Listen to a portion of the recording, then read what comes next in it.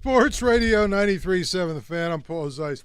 Boy, every time I look at the screen, it doesn't look like Mike Sullivan's having a lot of fun these days, right? Every time I look up at the screen, he's got that look on his face like he's ready to do the John Gruden Chucky on somebody. He's just not very happy.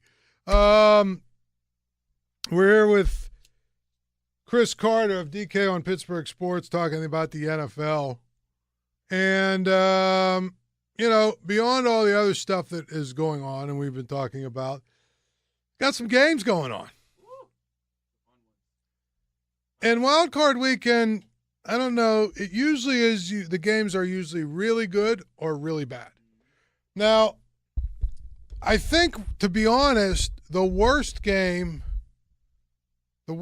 games are the AFC games. Would you agree with me? I think the NFC games are going to be fun to watch.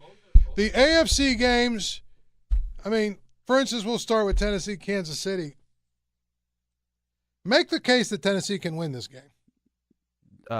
Your Honor, I have to defer because I believe my client is guilty. Yeah. It's not going to happen. I just don't see it. Marcus Mariota is going to throw probably like 3 picks in this game. The Chiefs are going to run. I think the Titans have a decent defense because it's a Dick LeBeau-style defense. They're physical. They flow to the ball. Kevin Byard's a really good safety. That's why he was put on the All-Pro team today.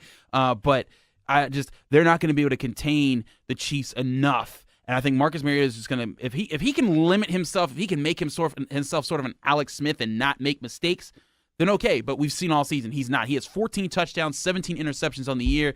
The Chiefs have 16 interceptions. They're the 9th most in the NFL. They're going to be preying upon him. I think Marcus Peters is going to get this guy. Yeah, this looks to me like it's going to be one of those games where you're not going to have a whole lot of interest in it by about halftime. Yep. Pretty much. The Chiefs are going to be up enough, maybe 10 points, 13 points, but it'll be very clear that this game is for the most part over. And I think the other thing about it is a lot of people were talking about how, it hurt the Steelers that the Ravens lost to the Bengals because the Ravens were one of the teams that could go up to New England and knock off the Patriots. Are you with me on this idea, on the fact that I didn't think the Ravens could go to Kansas City and win. Yeah. Much less go to – and everybody's talking about, was it 2012 or whatever it was? Yeah. Have you seen the Ravens' defense? Yeah, they're not the same. They're not even close. And it'd be different if their offense was thrown, because that's the reason the Chiefs have a shot to beat the Patriots, because Alex Smith won't turn the ball over. Their defense is opportunistic, so if they get a few of those turnovers, they'll be able to succeed. And they do have a ground game, with Kareem Hunt, and they have Travis Kelce and Tyreek Hill. They got weapons. The Ravens don't got nothing right now, and Joe Flacco he's not in a good element. Yeah, that it's not even close. I thought it was rather hilarious watching Tyler Boyd, Clareton Zone, and the Ravens season. It was also hilarious watching those Bills fans in Miami. Did you see that video? Yeah. That was too amazing. Right, but I think that the thing about it is, maybe the Ravens-Chiefs game would have been better than the Titans-Chiefs game will be, but I didn't see the Ravens going out there and winning. So this idea that they were going to help the Steelers by beating the Patriots, are you kidding me? I didn't see that at all. I think that defense of the Ravens is terrible. I think the Patriots would have smoked them. So whether or not they're in, I didn't see that as a big deal. The one question I do have, 3 years in a row now for John Harbaugh missing the playoffs. Last year was wiped out by injuries, but he has to start next year on the hot seat, right? At some point you do got to consider talking about it. And the one thing though, you do have to give them, the Ravens are competitive each year. It's not like they've fallen off the cliff yet. But this is what we all said would happen when they signed Joe Flacco to that super deal after he won the Super Bowl, is that's going to take up so much space in their cap that they're not going to be able to invest in to keep getting those ballers, and that they're going to have to be really good with their draft picks, which they were for a time, and which is why they were so good. But now you're starting to see you can't hit every draft.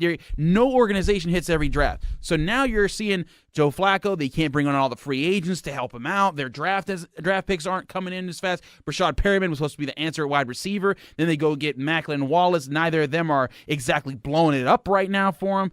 And they have to go get guys like Alex Collins to run the ball. They haven't had a running back that I've really feared from them since Ray Rice, and we all saw what happened with that. So, I think it's just a case of this has been coming for some time. And I would give John Harbaugh the benefit of the doubt, especially if I want to be a good organization that says, look, we understand things go in cycles. Mike Tomlin had back-to-back 8-8 seasons and missed the playoffs. Bill Cowher had his stretch of bad. He missed the playoffs 3 times in a row. But I think if his team starts to tank, if you see him start to lose the control and they start struggling to even be third place, then I would start to say, okay, John, what you got for me? What are you doing, man? But the man won a Super Bowl. He's made them a competitor for several years. He's not his brother Jim, who took the Niners, made them instant competitors, and then left and they fell off the earth. And he's not that guy yet. So I give him some time. Since that Super Bowl, though, he's won 1 playoff game. Did you know that?